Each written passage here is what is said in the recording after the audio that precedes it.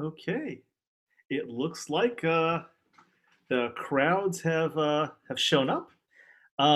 So welcome to virtual Balticon.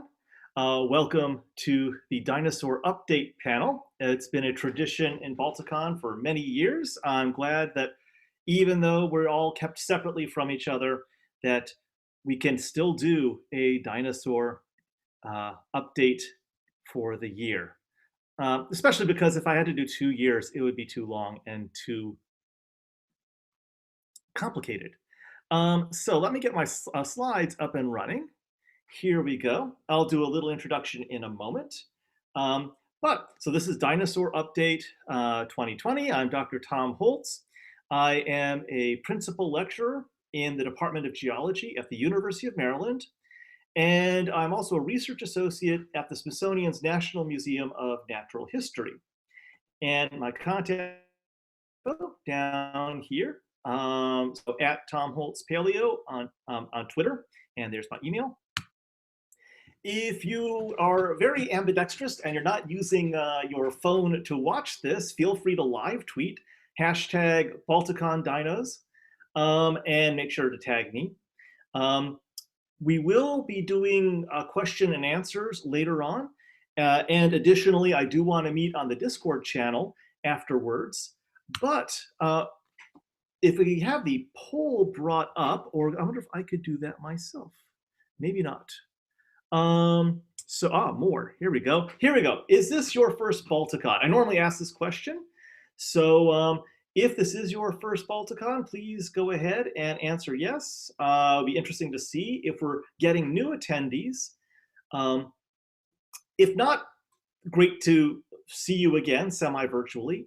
If it is your first one, welcome to Balticon. Please think about coming next year, where hopefully it will actually be in real space and not in cyberspace. So we'll give it a few more. Okay, there it goes. And we'll find out what the answers are coming up. Oh, good. We had about 23% for whom this is your first Balticon. So welcome. Hopefully you're enjoying it so far. There is plenty of things to do if you are still for the rest of the weekend. And please think about coming next year.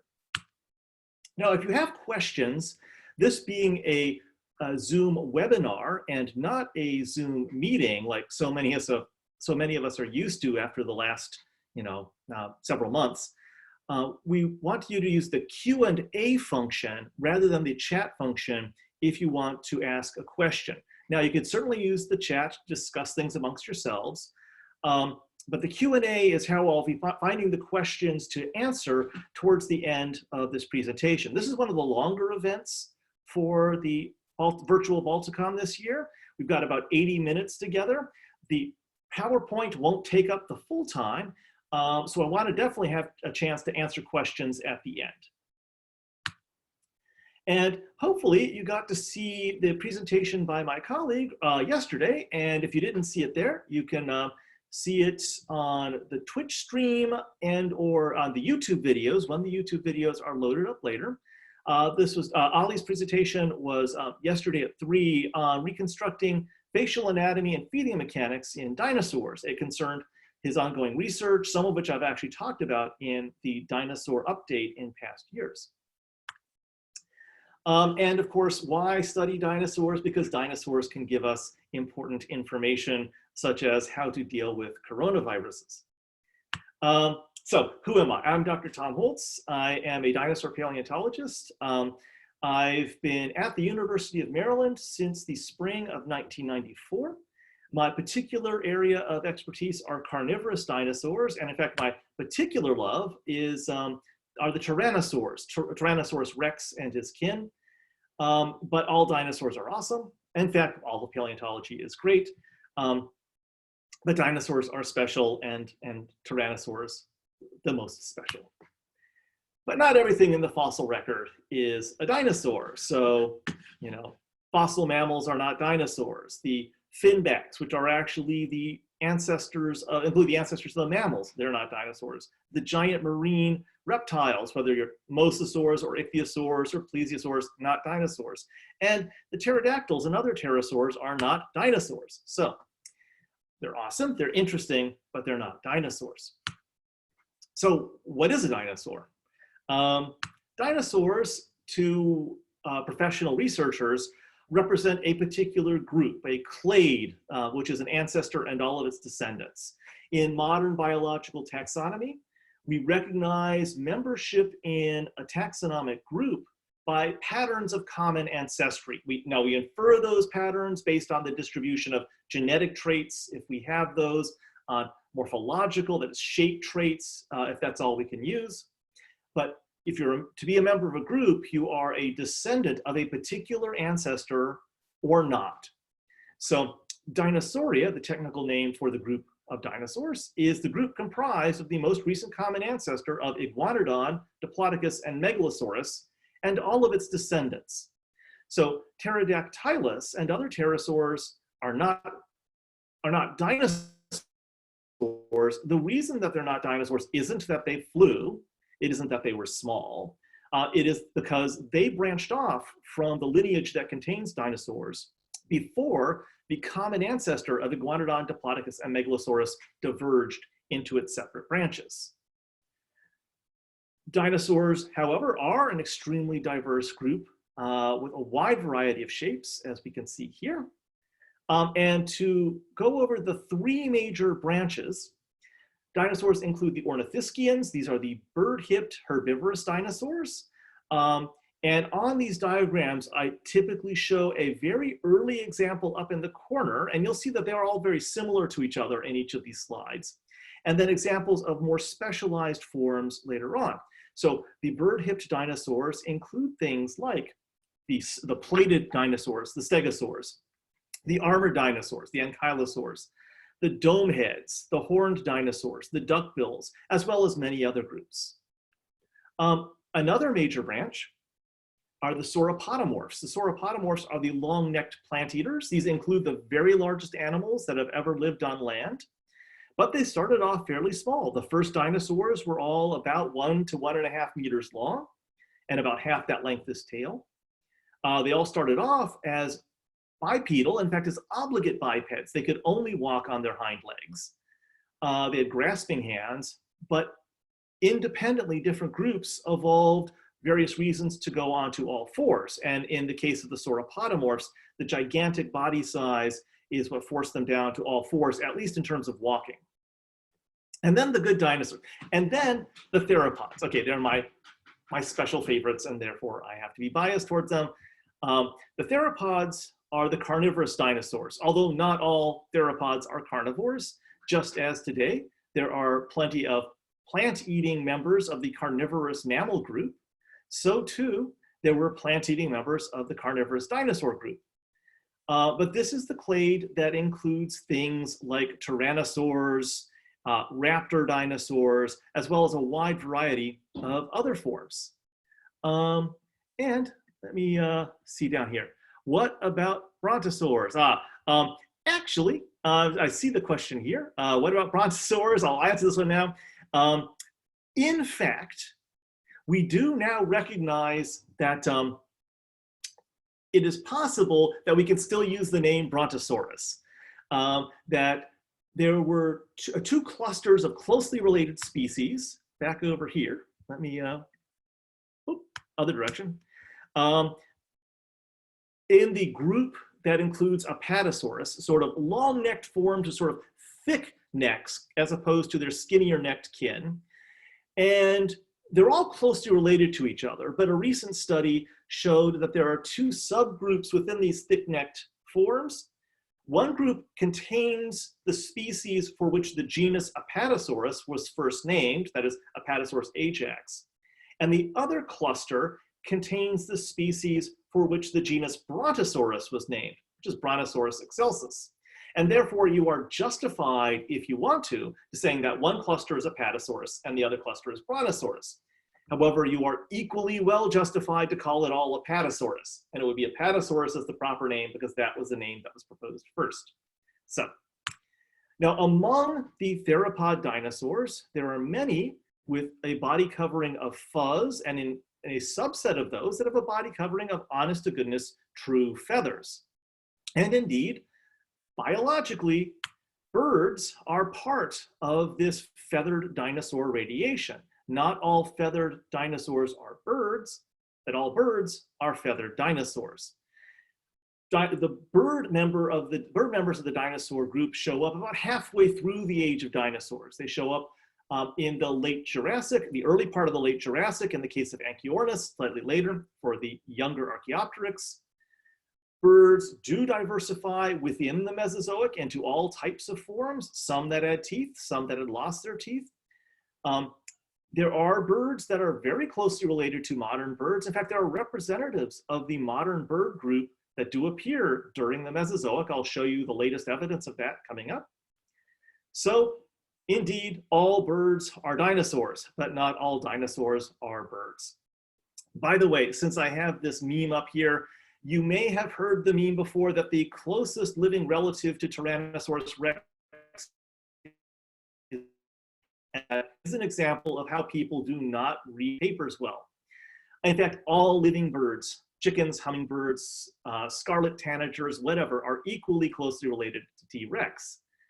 And in fact, the reason for that meme was there was a paper that came out, probably coming up on about 10 years now, that looked at preserved proteins in fossils.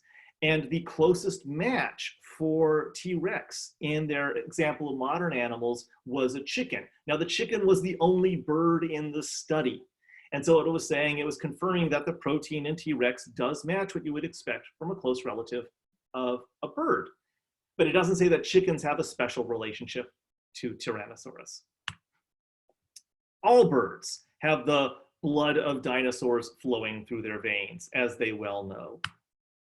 Now, the oldest dinosaurs, the common ancestor of Iguanodon, Megalosaurus, and Diplodocus, appeared probably around the transition between what we call the Middle and Late Triassic epochs. That's about 237 million years ago. By the time we pick up actual dinosaur skeletons, the radiation, the divergence has already begun to happen, but not very much. So those are dinosaurs about 235 million years ago. Apatosaurus, Brontosaurus, Stegosaurus, and the classic Jurassic dinosaurs date to about 150 million years. Tyrannosaurus rex, Triceratops, Pachycephalosaurus, and the other giant members of the last of the giant dinosaurs lived around 66 million years ago.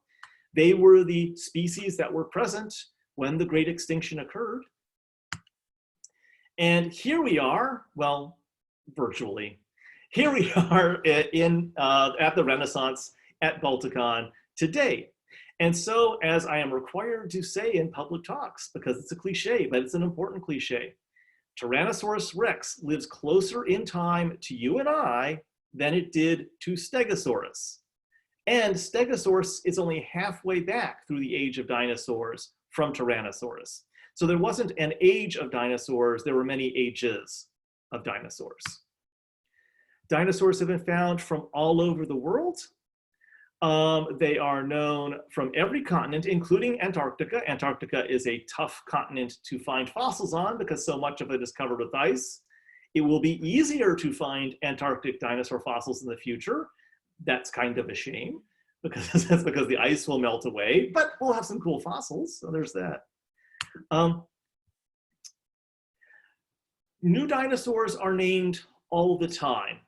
So new dinosaurs, and in this context, this is actually not just Dinosauria, this is all of Dinosauromorpha. So this is dinosaurs and everything closer to them than to their weird cousins, the pterosaurs. Last year, there were 60 species named, so think about that. That's more than one a week. This year so far, there have been 16 named. And I'll talk about some of the new species that have been named since the last Balticon. It's one of the things I do as a standard feature of the dinosaur update are some of the new discoveries. I've been keeping the plot of new Mesozoic dinosaurs named every year. I'm not counting the dinosaurs of the Cenozoic, that is the modern birds, the birds of the last 66 million years. They are dinosaurs phylogenetically, but there are so many new species of birds named, in the Cenozoic that it's just hard for me to keep track. And besides, you're not here to hear about them. So the average right now using up through last year is about 46 new species every year since I started keeping count, which was 2003. Now, I won't say that those species last. Sometimes these species wind up being previously named, not incorporating those revisions in here. But what are some of the examples? Well, here's a form. It isn't a dinosaur proper, but it's a dinosauromorph. In fact, it's a member of the Silosauridae. The Silosauridae are the dinosaur's closest cousins. They were a group of mostly herbivorous, although the most primitive ones seem to be carnivorous, quadrupedal reptiles that lived in the late Triassic. There are some arguments that they are actually the oldest members of Ornithischia. And I can see some of the arguments for that. I do not think the analyses that support that are the strongest analyses, but it's not entirely impossible. And this is one from Western North America, Southwestern North America. They in fact have been discovered all over the world. Oh, and I should point out, I give a reference, an extremely brief version of the reference from which the different graphics are showing up. When the YouTube video for this is eventually put up, I hope to have done, by that point, a Google Doc that you could read, where I'll put in links and certainly the full bibliographical reference to the different articles listed here. Here's a member of a very primitive group of theropods, a group called the Herbivorous. In fact, they're so primitive, there's a debate whether they're actually theropods or some more primitive early branch of dinosaurs. And it includes one of the most complete skulls. Some new discoveries don't really challenge our understanding of what dinosaurs looked like, and in fact are not particularly complete. In the figure over here, you can see what bones are represented. But they do add important information in terms of the geographic range. Herbivorous here, which is a leptoceratopsid. These were small cousins of the great horned ceratopsids. This is the first non-bird dinosaur to be named from British Columbia. And you see, it's not a particularly big animal. There is the silhouette of a cat to give you a sense of the size. And so we are finding dinosaurs in places that haven't been well explored before. We're also finding more complete and new additions to groups that we've known for a while. The Alvarezsaurs are a group of small-bodied insect-eating dinosaurs. This is a new one named last year. The Saltosaurids are a group of herbivorous dinosaurs, primarily from the southern continent. So one of these smaller groups, or groups of smaller members of the Titanosaurs, a group which also includes the largest of the dinosaurs. We have some good discoveries that are coming from, again, parts of the world that haven't produced that many dinosaurs, but are producing more. Camuisaurus here is the most complete dinosaur, non-bird dinosaur skeleton ever found in Japan. It's a duck-billed dinosaur. It's a close cousin of the Edmontosaurus, which we had in North America. And so here's a part of the Japanese fossil record that is now far more complete than we used to have. So down at the bottom are the actual bones, and here's a reconstruction.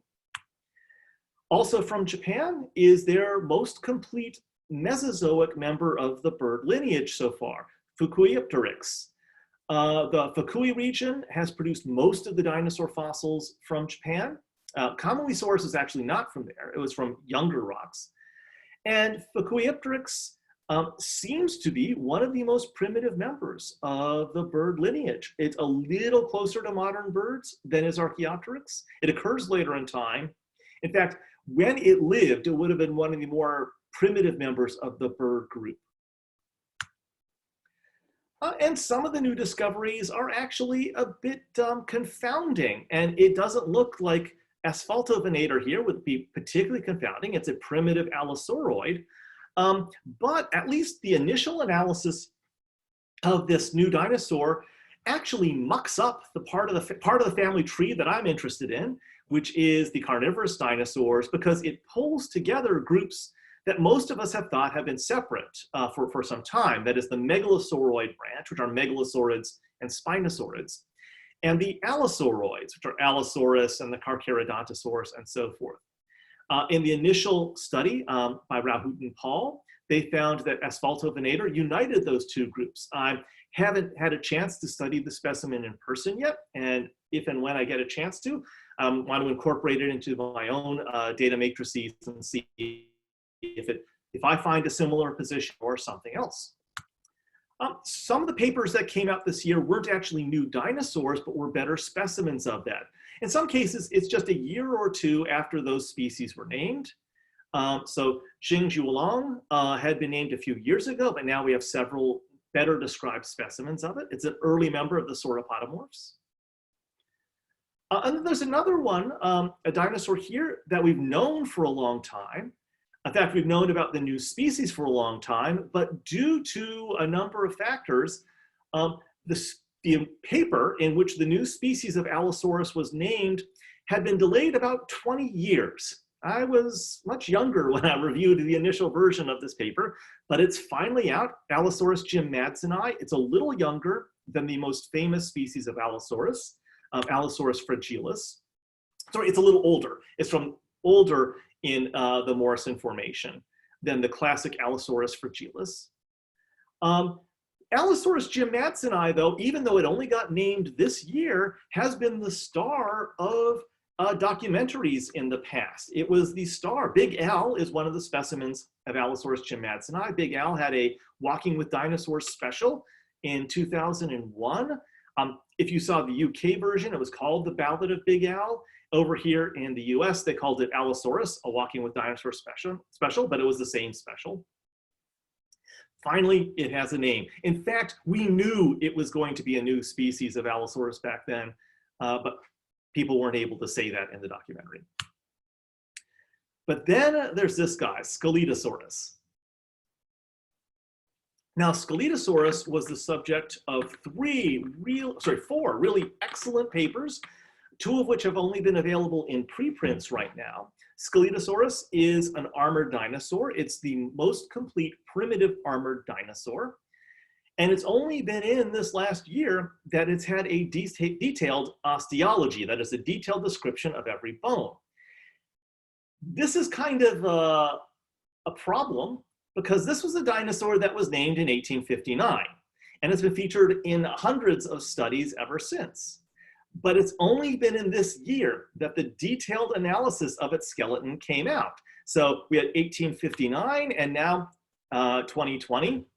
We now have all the bones of Scelidosaurus described.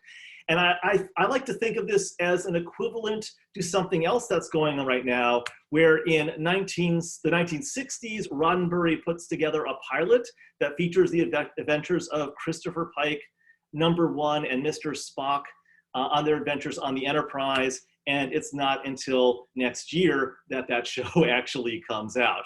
Of course, they did a little else with the modified pilot later on. So now some of the new studies that came out this year. Is this that we see here in the amber, is this the most complete skull of a Mesozoic bird? The fossils from amber deposits of Myanmar that date to about 99 million years ago are among the best preserved material of Cretaceous fossils anywhere. Of course, like most amber deposits, most of the fossils are insects, are arachnids, and other arthropods, are plants, but it also has included lizards and some small dinosaurs, that is, birds. And I've shown in previous dinosaur updates some of the wings and feet that have been found in these amber deposits. Well, earlier this year, a paper came out describing this tiny little skull. And it is tiny. You could see it to scale up here to other Mesozoic skulls of birds. It is comparable in size to a hummingbird. And so it came out and people said, wow, this is amazingly cool. Look at this tiny hummingbird-sized bird in the Mesozoic.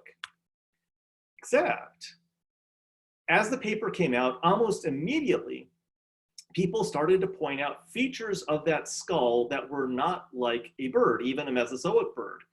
And in fact, there are particular features of this skull which look far more like a lizard than look like a dinosaur, including a bird. And there is a paper, a preprint available on bioRxiv that looks through this and suggests no, Oculodentavis is not a bird. It is, however, an interesting new animal. It is a new species of lizard. So we'll see. So, okay, this is not the complete early bird skull. Is this the most complete skull of a Mesozoic bird? The answer to that is yes.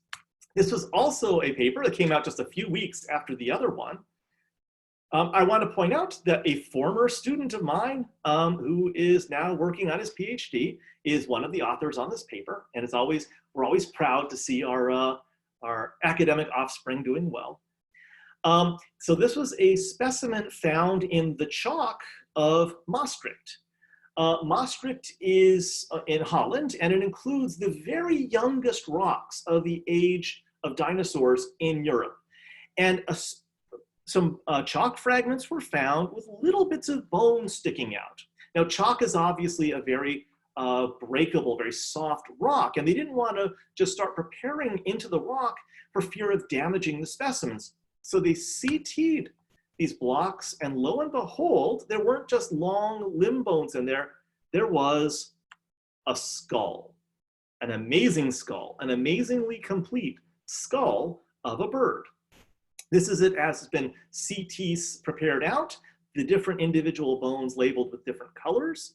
It turns out it is indeed a bird. This is unquestionably a bird.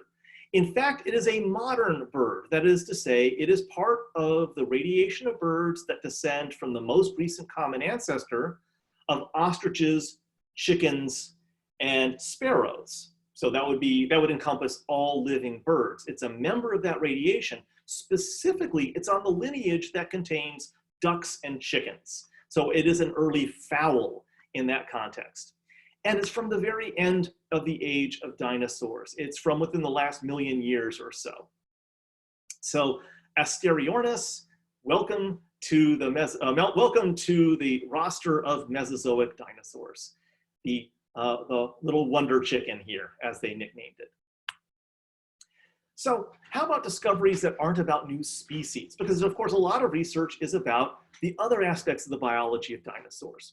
And a question people have asked in the past are, how did dinosaurs partition their resources? We have these environments with multiple species of very big animals living right next to each other. How did they get enough sustenance to sustain populations of these groups? Well, there was a paper that looked specifically at dinosaurs from the early late Cretaceous of Mongolia, and specifically these two guys here. They're both armored dinosaurs, Theropoda and Sauropodomorpha. They lived in the same place at the same time. They're, as you could see from the silhouette, essentially the same size. How could the environment support these two different such similar dinosaurs? Well, in the paper that came out earlier this year, the colleagues there looked at the skulls of these dinosaurs because they had now new complete skulls of Theropoda, and they pointed out that the bills, that the end of the beak was quite distinctive between these two. What you're looking at for this part, A and B, is a lateral view. It's a side view of the skulls. A prime and B prime, you're looking at the palate. You're looking at the underside of the beak. And you can see how squared off the beak of Theropoda is and how rounded the beak of Sauropodomorpha is. And they compared it to two rhinos that live side by side in Africa, the white rhino and the black rhino, one of whom is a grazer and one of whom is a browser. Grazers tend to have these broader, flatter cropping bills or snouts in the case of a rhino, and browsers are somewhat pickier eater. They have narrower beaks. Now, in the case of these two, neither of them are rearing up to feed high in the trees. Additionally, grasses had just begun to evolve and they weren't an important part of the flora yet, but there were plenty of ground cover plants. And so their interpretation is that Theropoda was eating cropping or grazing on vegetation right at the ground, and Sagantegia was browsing on shrubs that were slightly higher.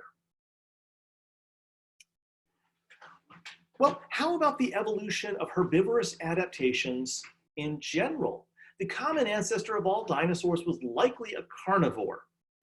And therefore, each radiation of herbivorous dinosaur would have to have independently evolved adaptations for feeding on plants. And yet we wind up seeing very similar adaptations. Well, in a paper that came out earlier this year, they looked at the biomechanics of the skulls of the different radiations of herbivorous dinosaurs. And in fact, they saw that there were basically two different pathways to achieve this, although with specialization in each pathway.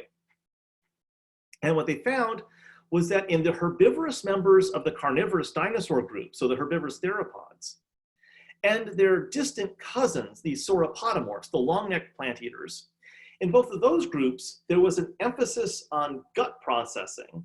That is, most of the breaking up of plant matter occurs in the guts, with little, although some, oral mastication. In contrast, in the Ornithischians, the bird-hipped dinosaurs, there's a lot of chewing going on. If you saw Ali's talk yesterday, you saw his work on the details of the complexity of the muscles involved and the motions in the jaw in oral processing, especially of Ornithischians. Button and Zano had sort of a parallel look at how this was going on in terms of the biomechanics and the independent evolution of these traits. Now, if you are like me and you're interested in carnivorous dinosaurs, one carnivorous dinosaur has been dominating social media and technical literature for the last couple weeks, and that was Spinosaurus, to which we have yet more answers to the question, seriously, how weird was Spinosaurus? And what you see here is Mark Whitten's latest iteration of what Spinosaurus may have looked like. Now, back in the old days, in the before time, in the long, long ago, we thought that Spinosaurus wasn't that weird. I mean, it was kind of weird. It was a member of a group of dinosaurs named after it, the Spinosaurids, and we had good skeletons of Baryonyx and Suchomimus, and what limited material we had of Spinosaurus suggested it was like these other two, but larger and with longer neural spines, the feature for which the genus got its name. And then, 6 years ago, this paper comes out. New specimens of Spinosaurus were discovered, some of them actually in articulation with each other, so connected to each other, that showed many unusual adaptations. For instance, extremely small hind limbs for the body size. And even more than that, those hind limbs were extremely solid, very small medullary cavity, the hollow cavity in the middle, even compared to other Spinosaurs. And that suggested to Ibrahim and colleagues that Spinosaurus wasn't merely feeding from the water, which we had already suspected based on isotope analysis and the morphology of the jaws and the teeth and so forth, but was actually an aquatic giant dinosaur that had spent most of its time in the water. This was weird. How is Spinosaurus going to get weirder? Well, about a month ago or so, this paper comes out, and yeah, tail-propelled aquatic locomotion in a theropod dinosaur. So the team that had worked on that 2014 paper have found additional material, and in fact, some of the new specimens actually lock in place with the specimen they had found previously, so it shows it's the same individual. And these are the tailbones with extremely long neural spines there as well. And this was their interpretation of the anatomy. Well, these very tall neural spines suggested to those authors that this was for sculling, that this was for swimming, so tail-propelled locomotion. They even built a mechanical model, a simple mechanical model, and they compared it to crocodiles and newts, and suggested that not merely it was a swimming dinosaur, that it was a swimming dinosaur that used the tail for propulsion. Now, animals can have structures for multiple reasons, and I would say we already have evidence that this dinosaur is using vertical exaggeration of the body, probably for display to some degree already. It's not inconceivable that the vertical exaggeration of the tail also functions for display. And in fact, the newt here that's used, we know uses its tail, with its tall spines, in display. That said, most features in an animal have multiple duties. So just because it might have been used in display doesn't the possibility that it was used in locomotion. This is an intriguing study. There are several researchers who are now investigating different aspects of that to see if indeed this is consistent with aquatic adaptations or if it is more consistent with other possibilities. But the net result is that Spinosaurus just keeps getting weirder. Now, how about another group of carnivorous dinosaurs, the abelisaurs? Here we have two individuals of Carnivorous, the most famous abelisaurid. And abelisaurs are normally found, like most dinosaurs, as an individual skeleton here and there. Some people have speculated that they might have hunted in packs. Do we have evidence of that? Well, it looks like we might now. In a paper that came out just recently, a look at trackways that might suggest gregarious behavior, probably in abelisaurs, because they are the most likely candidate to make these tracks. And it was a large outcrop. You can see a 3-meter scale, so it's 10-foot scale. And over this region, these are scans of the site, multiple trackways of comparable sized carnivorous dinosaurs, all heading in the same direction, and based on the pacing of the individual tracks, probably moving at about the same speed. We can't know absolutely for certain that these were moving together as a group. They could have been one after another, after another, after another at the same spot. However, given the condition of the track, each of the tracks, that they are in similar types of modes of preservation, and mud wouldn't necessarily keep that ability to imprint a track to the same consistency for long periods of time. And given that they're moving in the same direction and seemingly at the same speeds, it is consistent with the hypothesis that they were moving together as a group. Now, the cousins of the abelisaurs include a group called the Noasaurids, which are relevant to this question, a question that actually people didn't really ask before. But now we can ask because we can answer it. Were there functionally monodactyl theropods? Now, what's monodactyly? Monodactyly means standing on only one toe. So the classic example of that in the modern world are horses. Horses stand only on their middle toe. Yes, horses are constantly giving everyone the finger, and if you know horses, that's their attitude. Ponies even more so.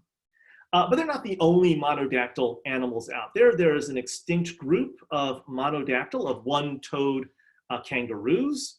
There was a group of South American herbivorous mammals that produced monodactyl forms. Were there any dinosaurs that were monodactyl? Now, most members of the carnivorous dinosaur group, the theropods, are functionally tridactyl. They only have 3 weight-bearing toes. They did have an additional toe. That's the equivalent to our big toe, and it's equivalent to the toe that sticks backwards on the foot of a bird, or foot of a typical bird. But it's not mostly a weight-bearing toe in most carnivorous dinosaurs. We've known for some time that the Noasaurids, a group of relatively small, well, small to medium-sized members of the carnivorous dinosaur groups, cousins of the abelisaurids, had rather slender foot bones on the sides of the middle one. And so most of that weight was being borne on that middle toe, but they were still functionally tridactyl until last year, when a report came out of a new Noasaur. It does have 3 functional toes, but the second and fourth toes, so the 2 on the side, actually have more of a blade-like sickle claw, and probably not primarily a weight-bearing function, so that most of the weight in Vespersaurus seems to have been on that central toe. So it is a 3-toed dinosaur, but it seems in terms of locomotion, it was functionally 1-toed. which could actually explain tracks from the same general region and the same general time that looked like they were tracks of a single-toed dinosaur.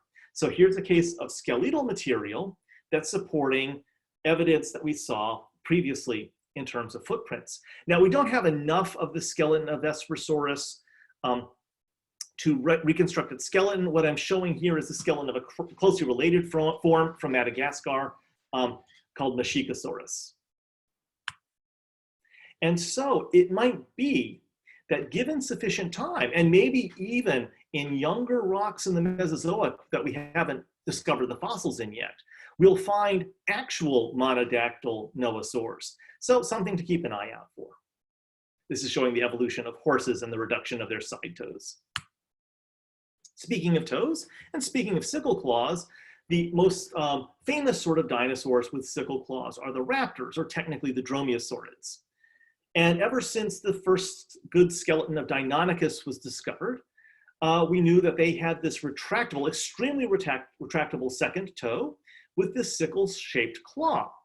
And John Ostrom, who discovered and named Deinonychus, considered it a predatory weapon to use to be stabbed into the prey item. And indeed, we've had a skeleton of the close relative of Deinonychus, a velociraptor, known since the 70s that shows just this. So here are the fighting dinosaur specimen as found in the field. Here they are looking straight down on him. Here is the skeleton of Protoceratops, a small herbivorous dinosaur. And here's the skeleton of a velociraptor. And just to point out, that's the tip of the nose, that's the back of the skull, there's the neck, there's the back, there's the tail.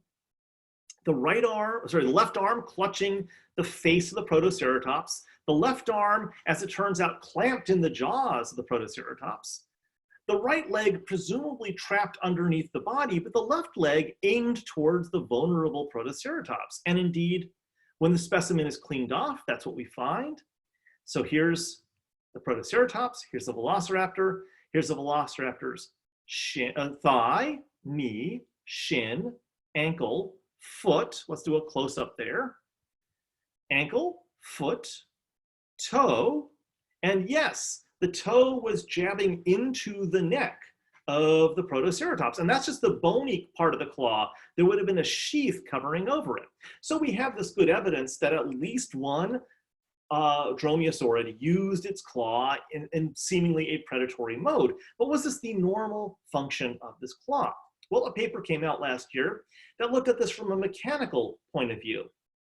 And so Peter Bishop modeled several different scenarios, and I love this picture, of different alternative scenarios of the function of the sickle claw in Deinonychus, scanned in data of the hind limb of Deinonychus, put in the potential mechanical strength of the bones, of the tendons and ligaments, the forces generated by muscles, and then tried to see which of the potential hypotheses was best supported by the values, by the forces generated in there.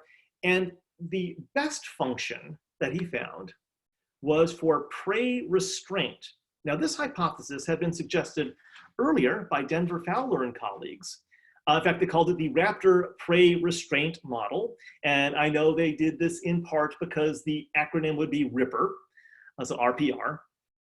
And it's the idea that the claw wasn't used primarily to, say, disembowel, but was to use to help immobilize the prey so that the hand claws and the jaws could do their work. And we see modern animals doing this, modern raptors, true raptors, that is, falcons and the hawk group doing this. Now, here's a case of a Galapagos hawk not doing it that well. So riding iguana boy there.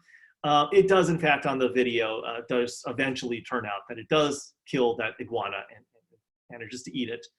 And so perhaps that was the primary adaptive function of that claw. That said, it was certainly used for other functions as well. Animals don't have parts of the body that do only one thing.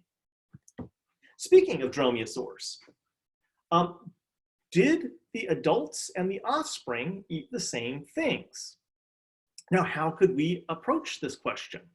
Well, we could look for gut contents, but sadly, gut contents in dinosaurs are not as forthcoming as we might like. But another approach is to look at the isotopes that the specimens, the isotopic composition of the specimens. Because, as the saying goes, we are what we eat, plus a little bit of vital factor. And so the isotopic composition of our bones reflects our food, our water, and what we breathe. And by sampling the teeth of juvenile and adult Deinonychus from several different locations, they found that the composition, the isotopic composition, was different for the juveniles than it was for the adults, which is similar to what we see in extinct and extant crocodilians as well, suggesting that the young ones were eating different things than the adults. Now, this doesn't mean that they didn't have parental care. Crocodilians exhibit parental care. It's just the parents are typically eating different food items than the young ones.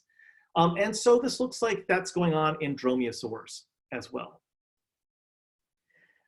Now, I've been involved in research on dinosaur locomotion for some time, in particular carnivorous dinosaur locomotion. And this year, part of a research team that I was involved with had a paper come out. This was just earlier this month.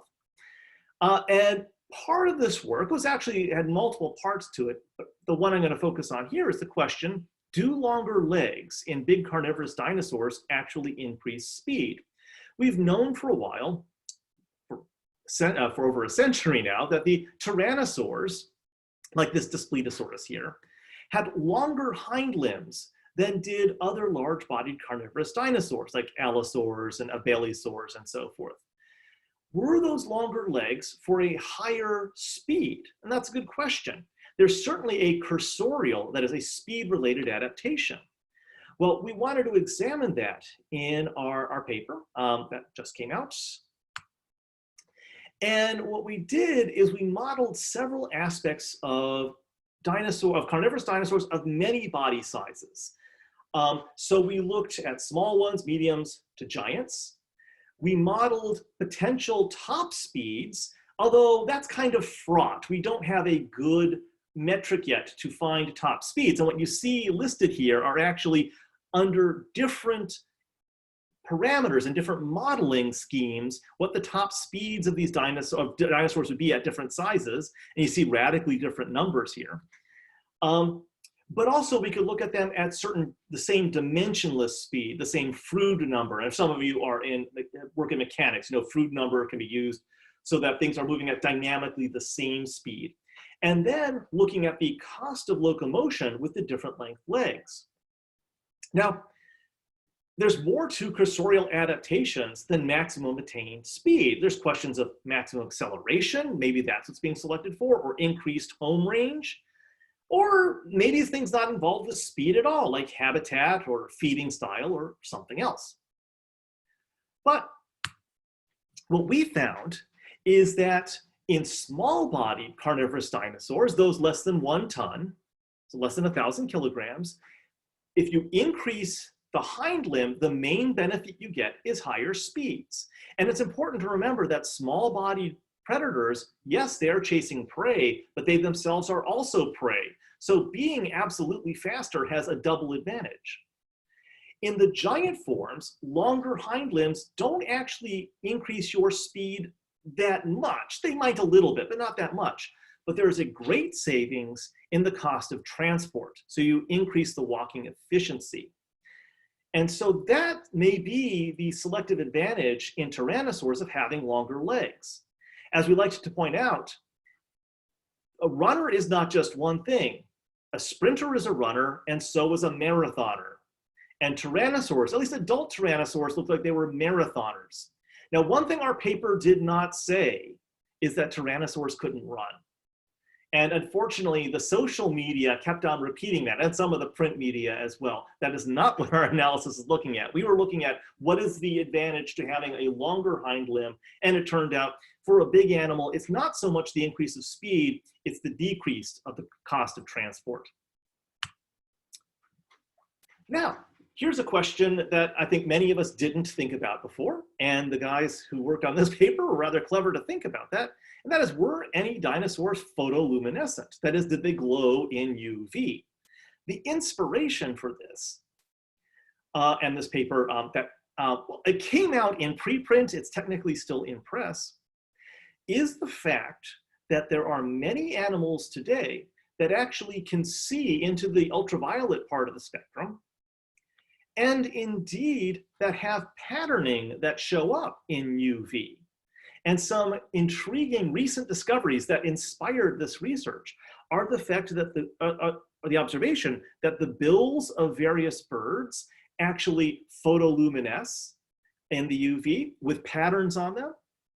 And this is really cool, that these skeletons or parts of the skeleton of some lizards actually show through in UV to the outside world. Now, we already have abundantly good evidence that dinosaurs would have been visually oriented animals. They have large eyes, they have showy physical features on them, and they're part of a group of animals that includes lizards and snakes and turtles and birds that are very visually oriented. It would be perverse to argue that dinosaurs were not visually oriented. Now, the data is not absolutely certain that dinosaurs could see well into the UV. The ones marked with blue are animals that definitely perceive in that realm. The ones in black do not. But it is an interesting speculation to get people looking for potential evidence that might be that there were patterning on dinosaurs that were photoluminescent. Now, a question I have gotten many years at these conventions is, were dinosaurs warm-blooded? Tell us, yes or no. Damn it, Holtz, were they? And the answer is, well, we'll see. Okay, the answer is still technically we'll see, but there's some new intriguing data on that subject. And it comes from all things from the eggs. Remember, as I said before, from stable isotopes, you are what you eat and breathe and drink. And you also have a physical record of the temperature in which you exist. And that's true for eggshell as it is for the bones. And so the authors of this paper looked at the temperature that they could retrieve by a process called clumped isotope paleothermometry to look at the temperature at which the eggshell was produced inside the mother in a wide variety of different dinosaurs. Now, the first thing we have to remember is that dinosaurs cover a huge body range, and that has a lot of bearing on issues of thermoregulation. And it has to do with surface area volume effects. We gain or lose heat over surface areas.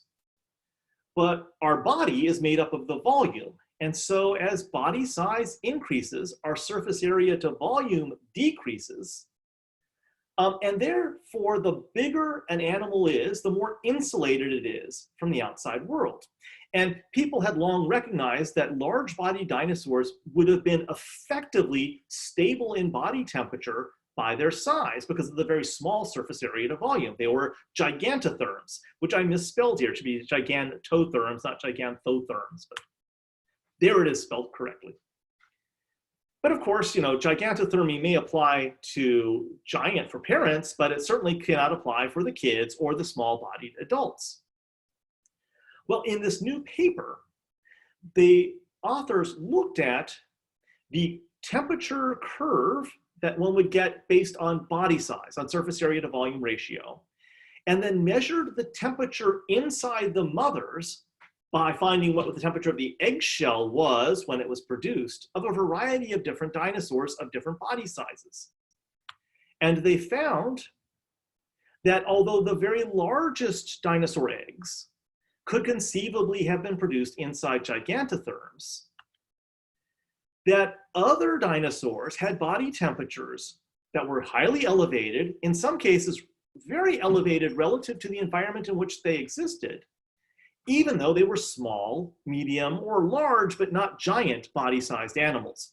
So the weight of the evidence does seem to be that, yes, indeed, dinosaurs of all major branches had high internal body temperatures, regardless of size, and therefore they achieved endothermy, internal warmth, by at least some process, whether it's analogous to those that modern dinosaurs, that is birds, did, or if some other approach is still being worked out. In fact, one problem for big dinosaurs isn't whether or not they were going to be get warm enough. It's were they going to get too warm? Could they keep their cool? The important thing here is could they keep their brains from overheating? Because as I learned, as one of my chemistry teachers told me in high school, and it stuck with me ever since, you can't uncook a brain. So, that's a very important thing, very important aspect of biology. And a couple papers that came out this year looked at aspects of dinosaurs that are involved in dumping heat. I've actually talked about related research in previous years. Last year, for instance, I talked about work on the noses of ankylosaurs and how that's an important area to dump heat. Well, these two new papers, some authors shared between them, looked at different aspects of them. One was to look at a feature on all dinosaurs, which is the expanded region at the top of the skull that for a long time was thought primarily for muscles. This is looking down on the top of the skull of a Tyrannosaurus rex. There's the back of the skull, the neck muscles would attach along here. Here's the snout, the eyes are underneath here. And these are these gigantic jaw muscle chambers for the temporalis muscles that are coming up. Now, dinosaurs as a group are characterized by this expansion of the flattened area here forward onto the frontals and parietals. And for a long time, we thought it was just the muscles running up there. But this team by Holiday et al. Looked at the pathways of various blood vessels into this region. And they suggest that this front end of the flattened surface is not primarily for muscles, but rather for vascular tissue and fat, and a possible air conditioning unit, basically, a way to dump extra heat out the top of the head. We know that modern animals like crocodilians will in fact use that region to dump some heat, and in dinosaurs, it's expanded beyond what we would see in crocodilians. And Porter and Whitmer further looked at the pattern of blood vessels throughout the skulls of a variety of dinosaurs and found that various features, including the great big sinuses in the front of the snouts of theropods, features of the mouth of sauropods, and others, all can contribute to keeping the head cooler than the rest of the body to prevent the brain from cooking. And in a big animal that can't dump heat easily, that's the problem, how to make sure to keep your brain cool. And different groups achieved it in different ways. So we're going to bring the world of dinosaurs to an end. We're coming up on the 1 hour mark, but this is an 80-minute presentation. I'll still have some time for question and answers coming up. I'll get to them soon. I see they're piling up. That's great. But what are the longer-term climate effects of the Chicxulub impact that occurred 66 million years ago? Well, a paper that just came out recently in Geophysical Research did some modeling of the effects of not merely dust, which had been modeled before, but also soot and sulfur. And they found that you could get a much greater cooling effect from the soot that hangs around much longer, and from the sulfur dioxide that's produced because the site of the impact had some sulfur-rich carbonate rocks that contributed to much longer-term coolings of various parts of the world. We could see, the very long persist of decreased incoming sunlight, the number of freezing days, extending, here the number of days. We can see the darkest blue are greater than 1,600 days, a long time freezing, and that in all these cases, sulfur dioxide and soot was a much greater component than just dust.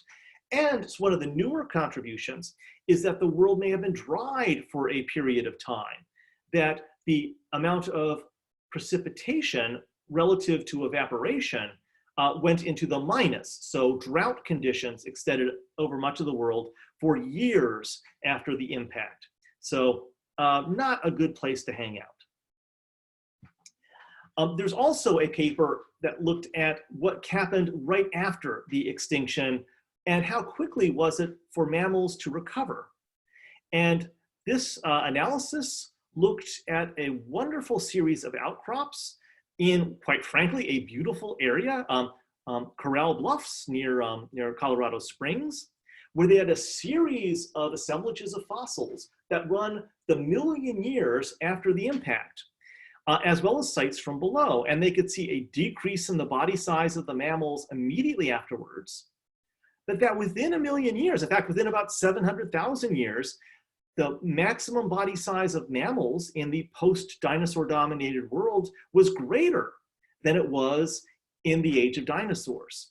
So it didn't take that long for the mammal survivors of the world to begin their great radiation that characterized the Cenozoic. And I always want to throw in at least one, not a dinosaur, but still cool feature. And this was just recently described. It's a fossil mammal. It's one of the most complete fossil mammals from the Mesozoic and the most complete from Madagascar. It's from a group called the Gondwanatheres.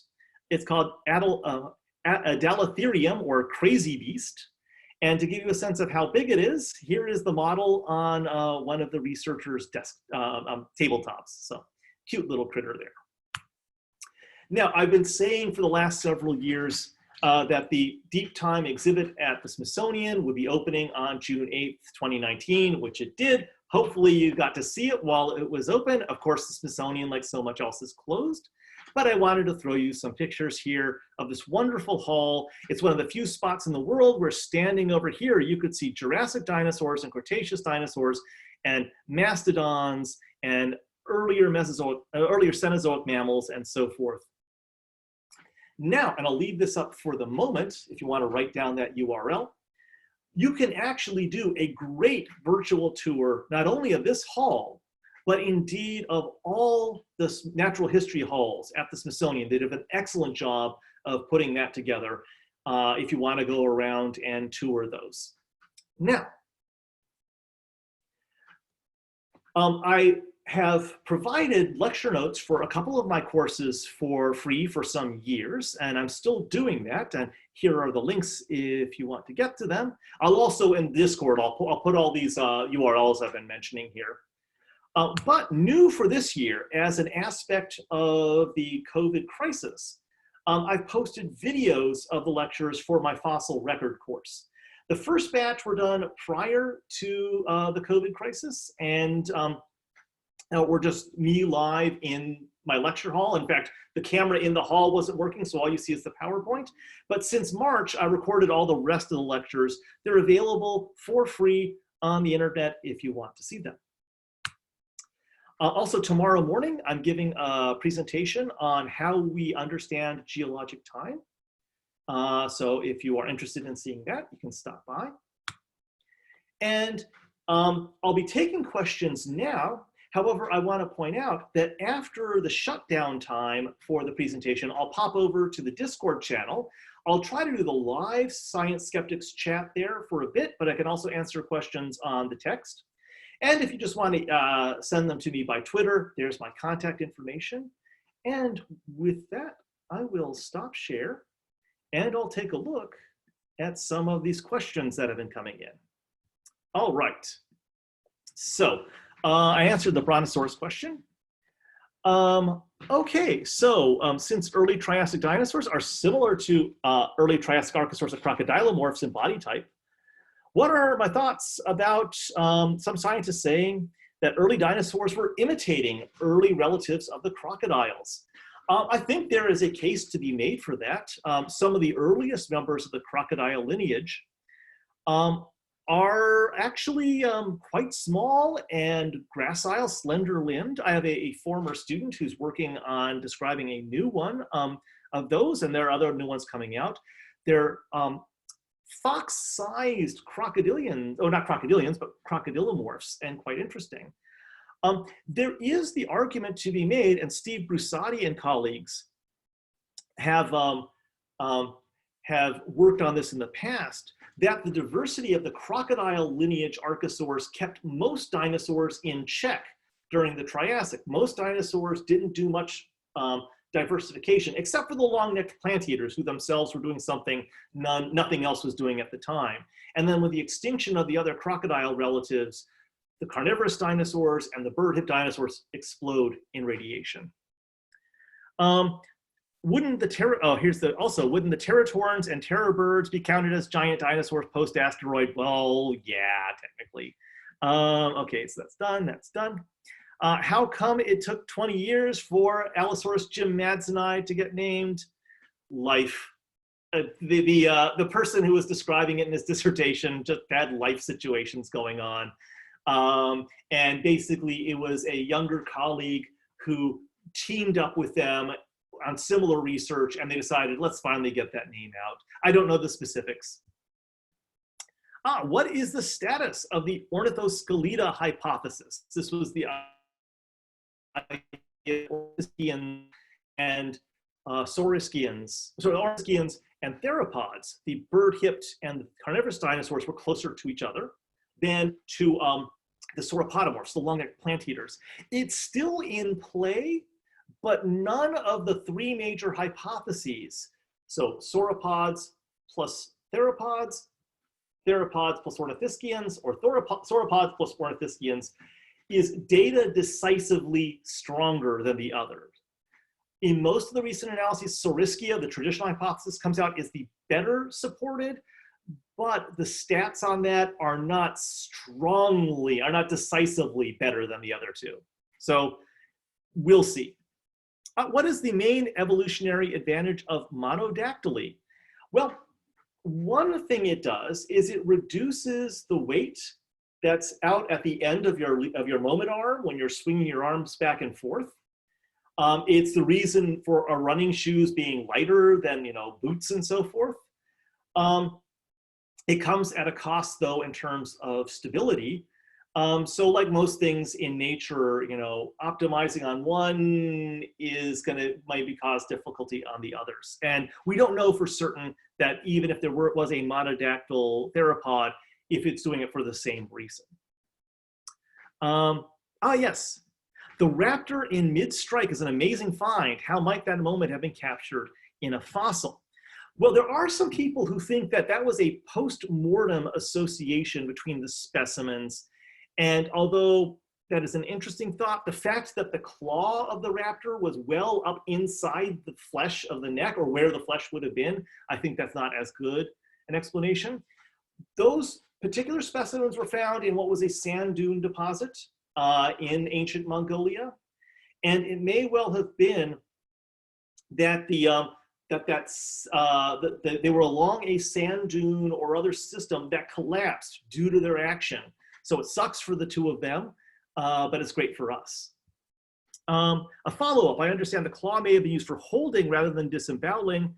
Still, how did they get caught in a struggle like that? Well, the Velociraptor may indeed have been trying to kill the Protoceratops. An alternative, actually, is that the Protoceratops may have been going after the Velociraptor, maybe trying to eat the Velociraptor's egg or eat the Velociraptor. Hey, just because an animal is herbivorous doesn't mean it doesn't mind a bite of meat now and then. But since the arm of the Velociraptor is trapped in the beak of the Protoceratops and the Velociraptor's claw was stuck inside the neck of the Protoceratops, it really does look like they were going at each other. And so the piercing into the neck could have been very useful because, get the carotid artery, the jugular vein, and so forth. Good ways to disable the opponent.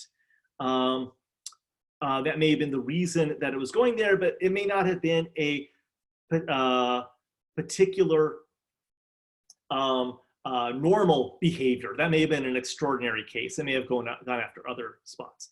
M.A.T. Renee asks, I can't remember where that was. That might have been mean annual temperature. I can't remember what figure that was on. What's the latest thinking on how birds learn to fly, ground up or trees down? I would say from the ground up the trees. And in fact, if you go to one of those videos, it's on the videos2.html page that I had. I do a lecture on bird origins. And I think the weight of the evidence is that it's a stepwise transition from animals that had some feather surface, possibly for brooding and display, but also small enough to use what's called wing-assisted incline running. So by flapping the wings back and forth, they can get up into the trees and hide from other animals. And to use the wings on the way down, what's called controlled flapping descent. And it's not quite parachuting, it's a controlled system. And that was the condition that many of these small, fully feathered dinosaurs had, and that a subset, and possibly multiple subsets of dinosaurs that had that adaptations already, and instead of doing controlled flapping descent, a controlled longer and longer distance motion until eventually they have powered flight. Other people may disagree. Any idea as to what variety of lizard that was? Very good question. I do not know, and indeed that will require some study. Probably an entirely an interesting new branch. One thing that was really curious about that is that specimen has what's called acrodont. Is it acrodont or pleurodont teeth? I think it was acrodont teeth, which no archosaur has, which no dinosaur, including any of the toothed birds, which no crocodilian, which none of their close relatives have, but which is present in at least one branch of lizards. Why did the Smithsonian shift from a clear timeline? I don't think the new layout is as clearly linear. It's intended to be linear, and there are some arrows that point back and forth, but for space reasons, some things sort of shift in and out. So there is a flow through you can take that will take you through geologic time, but it's sort of a spiral. But it's mostly for a space issue. The physical footprint couldn't be increased. So, and they're big animals, like some of them. Yeah, what was the website info again for previous lectures? I will post that on Discord. I'll also quickly post it on chat if someone hasn't already done that. Let me see. Oh, I'll go on chat here. Here we go. gl.umd.edu/G204-docs/video, if I can spell video right, .html, and the same thing, only video 2. Let me copy that, paste, and where did the paste go? And I went to panelists there, hang on. Let me send it to everyone. Sorry about that, folks. Here we go, copy, did that paste? There it goes. Thank you. All right. Let's see. That was answered. Done. What do you think is one of the most important aspects when you're looking for artistic renditions of dinosaurs? Great question. So, first thing, does the skeleton fit inside the restoration? That's Holtz's first law of paleoart. I actually had that published somewhere. So my first law of paleoart, if you can't fit the skeleton inside the restoration is wrong. But the second most important thing that I look for, is it good art? Because my second law is 100% of paleo art is wrong, but we don't know necessarily why it's wrong. If by right we mean it's a 100% authentic representation of what the actual animal actually looked like. And there's so much missing information, we don't know what that actually would have looked like. So do good art, use the best science you can, be creative. Would you place the asphaltovenator at the base of the divergence between Allosauria and Megalosauria? I honestly have not thrown it into a matrix yet. I really want to at some point. I don't want to bias myself. I would say it looks a little more Allosauroid to me than Megalosaurian, and I don't know that it necessarily will join those two groups, but we will see. Is there any answer that any dinosaurs had feathers? Yes. In fact, all birds are dinosaurs, so we definitely know that dinosaurs had feathers. And in fact, many types of dinosaurs had some sort of fuzz on the body. Whether we call that feathers or proto-feathers is a good question. And a particular subset of dinosaurs, that is, I have 5 minutes left, by the way, that is the group that includes true birds, the raptors, and a group called the oviraptorosaurs. All of those had feathers that if they were to fall off and you were to pick them up, you wouldn't be able to distinguish from any living bird feathered. So they were truly feathered in every single aspect of them. Let's see. I read that hadrosaur sinuses were so complex they could have made a great variety of sounds. Have you seen recent research on that? I've not seen recent research on that, but in fact, that has been modeled in the past, initially by Baltimore's own, Johns Hopkins' own David Weisample, and then by other colleagues more recently on computer models, that yes, those big crests on Lambeosaurine hadrosaurs, as you would blow the air through them, they couldn't help but generate complex sound, various sounds. So we can model what potential sounds they make, but we can't model the call. So we don't know what the song was, but we can see the sort of the range of variable sounds. And it wouldn't have just been the Lambeosaurines. Ankylosaurs, the armored dinosaurs, have really complex nasal passages. And again, it would be hard for them preventing making interesting sounds coming out of those. My thoughts on that guy, that's Darren Naish, saying that, what are my thoughts on the guy saying that there are too many sauropods in the Morrison Formation? That was in reference to work by Don Prothero. I would say, for my thoughts on if there are too many sauropods in the Morrison Formation, go to Tetrapod Zoology, the blog, and there's an 8-part blog series that goes into great details as well to why there aren't too many sauropods in the Morrison. But briefly, niche partitioning, high productivity of plants in the Mesozoic, and the fact that the Morrison Formation is like a 7 million year time range, and it extends from New Mexico to the border of Canada. So just because you live in the Morrison Formation doesn't mean you live right next to each other or at the same time. Thoughts about Tyrannosaur paleobiology, since that's the best thing there is, I've got them.